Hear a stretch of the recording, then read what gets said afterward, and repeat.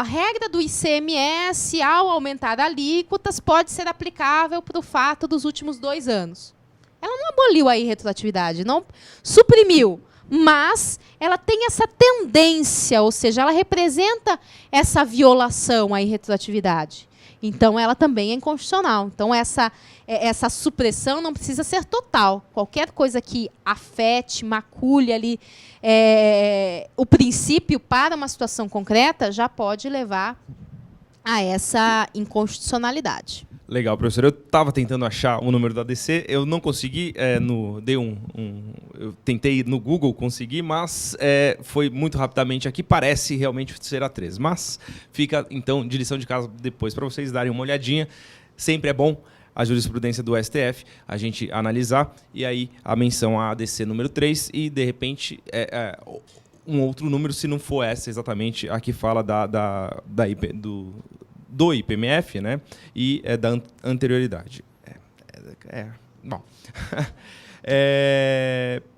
Aqui, então, o número de participantes no sorteio, só para a gente fechar a questão do sorteio, não vou fazer o sorteio agora, primeiro a gente vai responder as perguntas que vocês mandaram, é de 75, como eu disse, um número muito, muito expressivo, e isso é sempre muito bacana para a gente aqui, que tenta preparar o melhor curso para vocês, né? Afinal de contas, quando vem aquela 1 ou 2 participações, né, a gente fala, poxa, o pessoal não está com a gente aqui acompanhando, mas quando vem um número desse tanto, a gente vê que, efetivamente, o trabalho que a gente tem aqui, todo o esforço para fazer, com muita satisfação, antecipo, está valendo a pena. Que assim continue.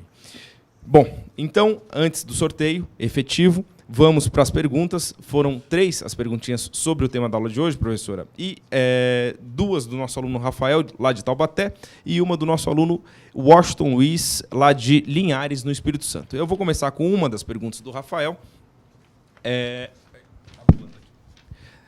E o Rafael, então vamos lá, de Taubaté, Rafael Luiz Serra de Melo, lá de Taubaté, ele coloca a questão dele. Professora, apenas para ratificar o meu entendimento, e aí ele, como mencionado em aula, ele coloca, quando tratamos da extinção do crédito tributário para o IPTU, ao pagarmos a última parcela, esse crédito deve ser extinto? Já a constituição desse crédito, por se tratar de um tributo cujo lançamento acontece de maneira direta, acontece com a entrega do boleto para que o contribuinte pague o IPTU. Está correto? Eu, na verdade, peço até escusas ao Rafael e a todo mundo. Eu acho que eu vou fazer a leitura novamente, porque ele fez 2 afirmações que eu tentei ler como perguntas, e a pergunta está lá no final. Então, eu vou ler de novo, professora, dá licença, para não ficar tão atabalhoada a questão do Rafael. Professora, apenas para retificar o meu entendimento, quando tratamos da extinção do crédito tributário para o IPTU, ao pagarmos a última parcela, esse crédito deve ser extinto. Já a constituição desse crédito, por se tratar de um tributo cujo lançamento acontece de maneira direta, aconteceria com a entrega do boleto para que o contribuinte pague o IPTU. Este meu entendimento está correto? Então. Sim, está correto. Mas eu vou começar a explicação de trás para frente. Primeiro vamos falar da Constituição, depois a gente fala da extinção. Né? Porque, sendo um tributo aqui de lançamento direto ou lançamento de ofício, é um tipo de tributo que não cabe ao particular constituir o crédito tributário. Não dá para surgir essa obrigação pelo próprio particular. Ele depende sempre da administração. Ainda que ele vá lá avisar, oi, prefeitura, não recebi meu boleto. Né? Mas depende disso. Então, para que se tenha o lançamento, é preciso que eu tenha aquele documento que diga quem é o sujeito passivo, qual é o fato, qual é o período a que se refere, no caso, o exercício financeiro, o ano a que se refere, qual o valor do tributo devido e qual o vencimento desse tributo. E isso deve ser notificado ao contribuinte. Então, sim, com a entrega, que é a notificação, né, por isso que deveriam todos os boletos serem entregues, já que são por correio, ter um registro efetivo, porque depois vem o contribuinte e fala assim, eu não recebi. Aí o que o STJ fala? Prove que você não recebeu. Como é que eu vou provar que eu não recebi?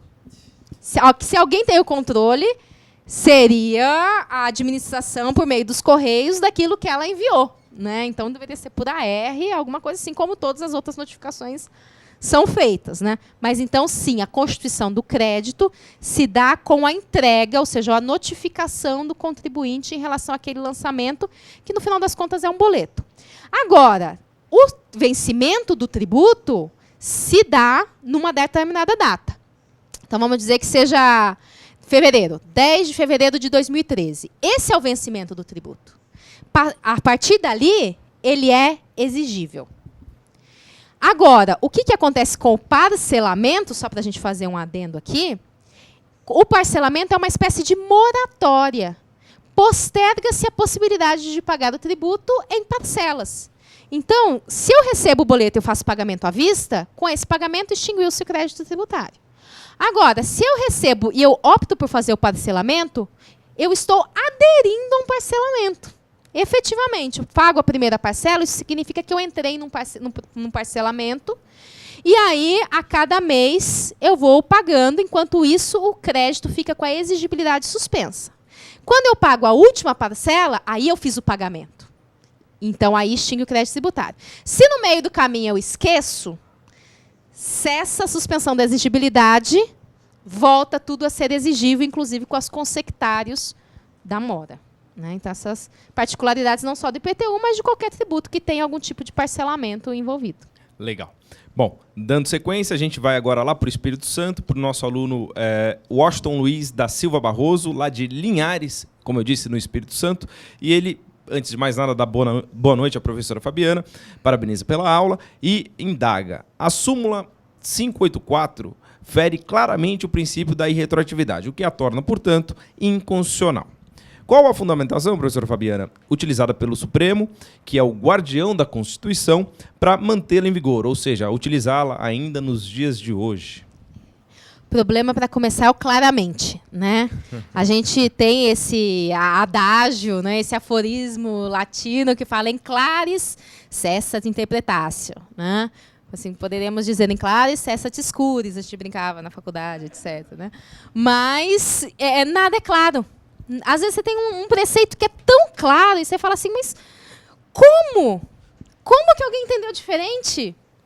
Então, algumas coisas ficam meio sem explicação. Nas decisões do Supremo, que ele aplica isso, Washington, o Supremo não examina esse ponto tão especificamente para dizer o porquê que ela não é inconstitucional. Sabe aquela saída pela tangente? Né?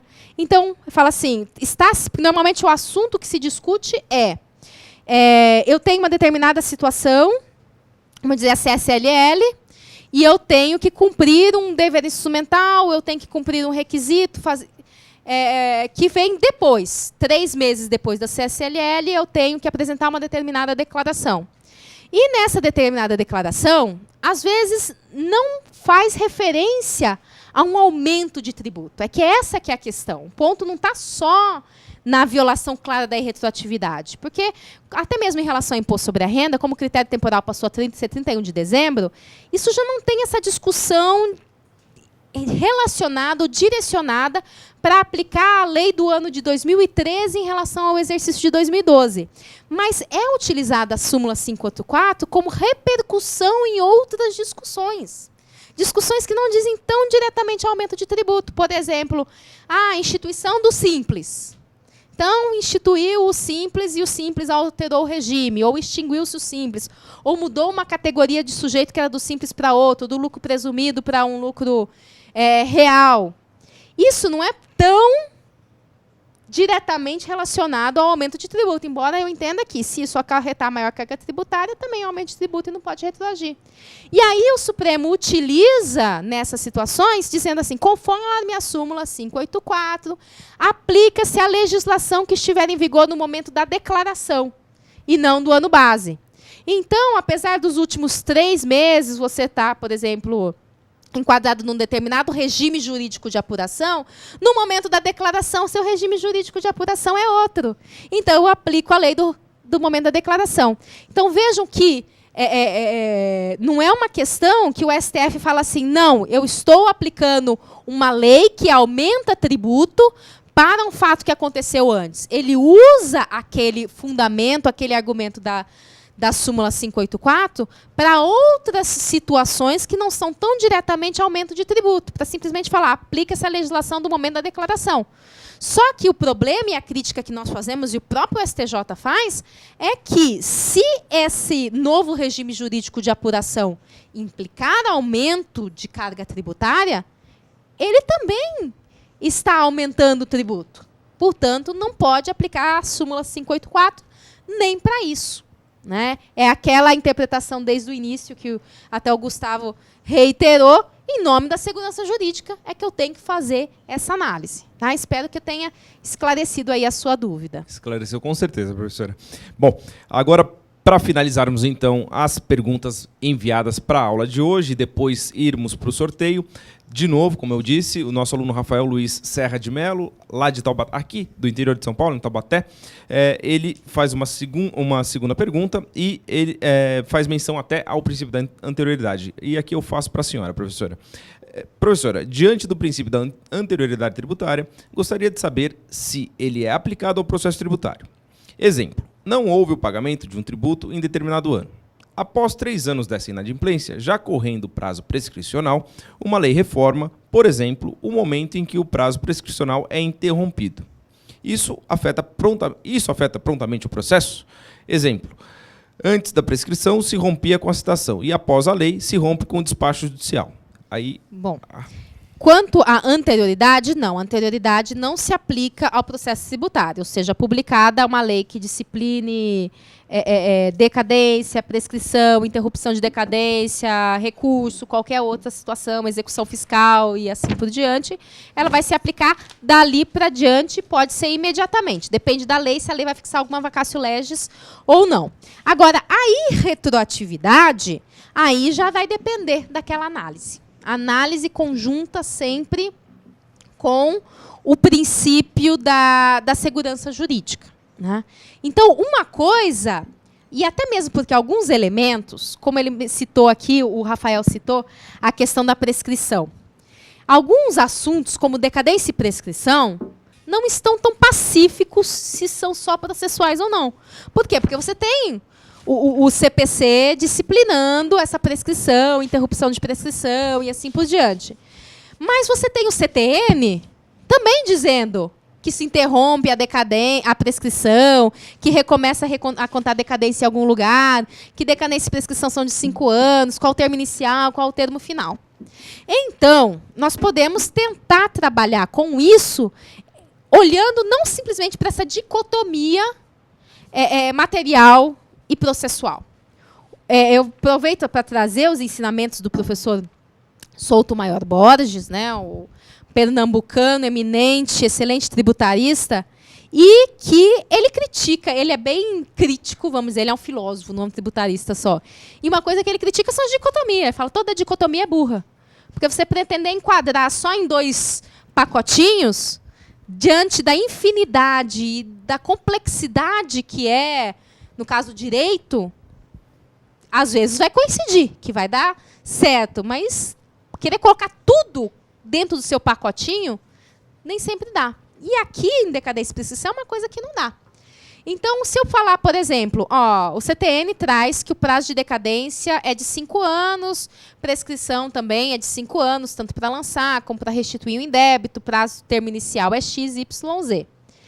Caso isso venha a ser alterado, ou seja, o termo inicial da decadência e da prescrição para a constituição e para a repetição do indébito tributário, isso só se aplica para frente. Porque, apesar de ser decadência e prescrição, ela está regulando um direito que foi posto e regulado de uma forma material. Tanto que é por isso que o STJ, ao examinar a Lei Complementar 118 de 2005, que fala exatamente da questão da decadência, né, porque ele está falando assim, olha, considera-se extinta a obrigação tributária com o pagamento. Então, com isso, ele regulou o termo inicial da decadência da prescrição para restituir o indébito tributário. E o STJ falou, isso se aplica para os pagamentos indevidos que acontecerem depois da entrada em vigor dessa lei. Então, ela não pode retroagir. Agora, outra coisa é aquilo que diz respeito ao trâmite procedimental, desde que ele não afete algo que já aconteceu. Então, por exemplo, vamos usar a ilustração que o próprio Rafael trouxe, que é aquilo que interrompe a prescrição, se é com a citação efetiva ou com o despacho que ordena a citação.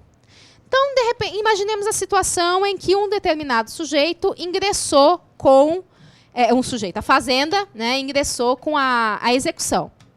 E ainda não aconteceu a citação. E operou-se o prazo de 5 anos. Logo depois, na sequência, depois de já ter concretizado o fato prescricional, altera-se a legislação dizendo que a prescrição se interrompe com o despacho. Isso não vai se aplicar para aquela situação. Não vai retroagir, porque já aconteceu a prescrição.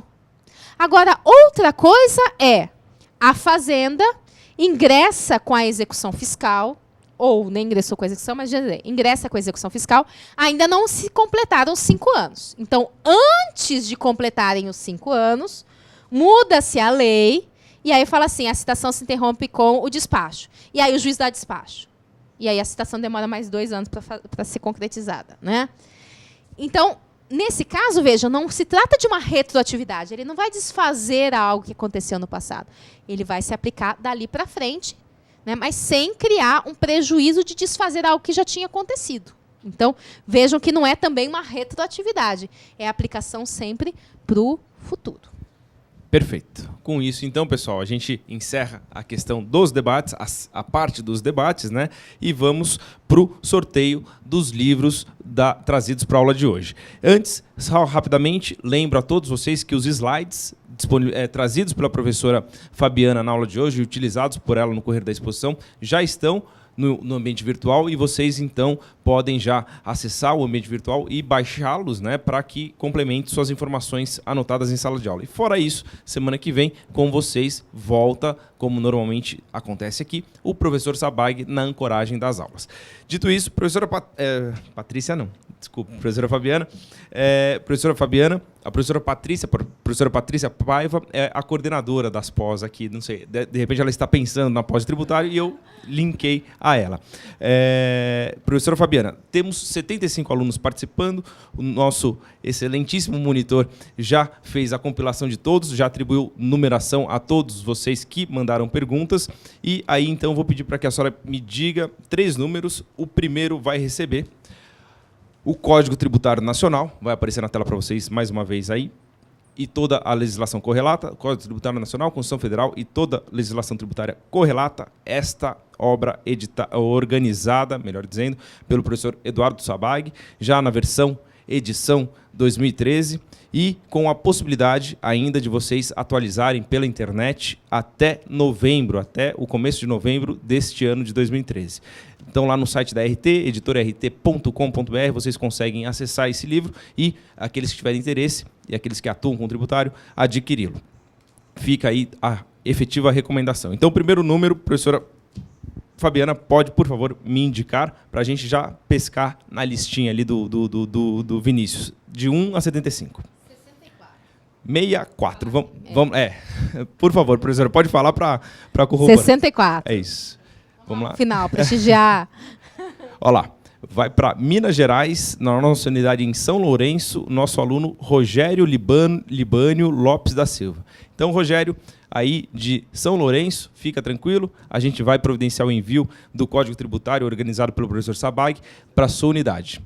Agora, o segundo número vai receber a tese de doutorado, nada mais, nada menos do que a tese de doutorado da professora Fabiana, que tem por título A Prova no Direito Tributário, já na 3ª edição, e essa obra é editada pela editora Noesis, lá na editora noesis.com.br, vocês também têm acesso a ela, e fica a recomendação para a aquisição, para a composição das bibliotecas, e mais que isso, para a utilização no dia a dia de vocês, especialmente no processo.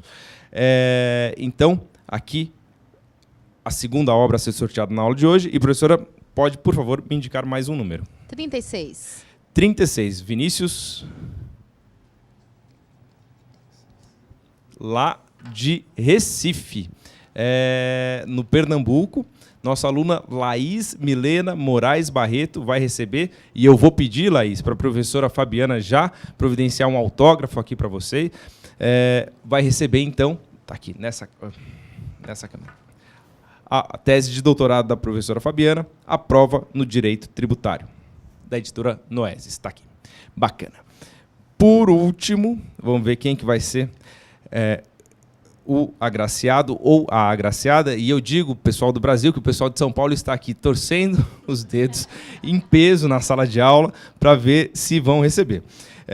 Vão ser eles aqui um dos agraciados da noite de hoje. E está aí a tese de mestrado da professora Fabiana, Contribuições para a Seguridade Social à luz da Constituição Federal. Essa obra é editada pela Juruá, lá no editorajuruá.com.br, vocês também têm acesso, e mais que isso, daqui no máximo um mês, vocês já vão ter acesso à segunda edição dessa obra e poderão também adquiri-la para a composição das suas bibliotecas, para os seus estudos, para os seus TCCs e etc. Então, aqui, professora, eu peço o último número que vai indicar o último aluno sorteado na noite de hoje. Por favor. 27. 27. Vamos lá? Ó, que bacana. Legal. Foi tudo para longe. Mas vai lá para Santa Maria, que passou há pouco, né, por uma tragédia, literalmente. Vai, então, para a nossa unidade em Santa Maria, lá no Rio Grande do Sul. E agora, para eu conseguir falar o segundo nome da nossa aluna Ingrid, vai ficar mais complicado. Perfeito. Ingrid de Almeida fica mais fácil. Ingrid de Almeida. Eu não vou arriscar para não errar, é melhor assim. Então, Ingrid, você vai receber aí também devidamente autografado o livro da professora Fabiana, a tese de mestrado da professora Fabiana, que com certeza vai te auxiliar bastante nos seus estudos, na sua vida profissional e tudo ou mais, né, para a gente que está envolvido no direito tributário. Dito tudo isso, professora Fabiana, definitivamente muito, muito satisfeito fiquei em poder hoje substituir o professor Sabag para poder acompanhar essa aula, né, que foi, eu posso dizer, brilhante. Então, agradeço muito a presença da senhora, o brilhantismo da aula, mais que isso, a didática, isso é um diferencial que poucos professores conseguem trazer para nós aqui, especialmente num curso em que a aula é bastante longa, né? Mas, definitivamente, parabéns e espero que a senhora volte muitas outras vezes, né, para agraciar todos os nossos alunos com essas exposições tão brilhantes. Eu também espero, porque é sempre um prazer. As discussões são interessantes, os alunos atenciosos, poder nos comunicar é tão bom, né? Poder nos comunicar com o Brasil inteiro, né? De norte a sul, nós fomos aqui ouvidos e vistos, e poder transmitir essas ideias que nós estudamos, temos aqui alguns professores, e divulgar essas notícias são sempre muito bom, né? E eu agradeço mesmo o convite pelo Sabag. Perfeito. Agradeço a você pela sua atenção. Gustavo, foi um prazer. Legal, professora. Bom, então, com isso, pessoal, agradeço a todos vocês pela presença, o pessoal da técnica, firme e forte conosco, Paula aqui também, até agora, no final, sofrendo um pouquinho de calor aqui na sala com a gente.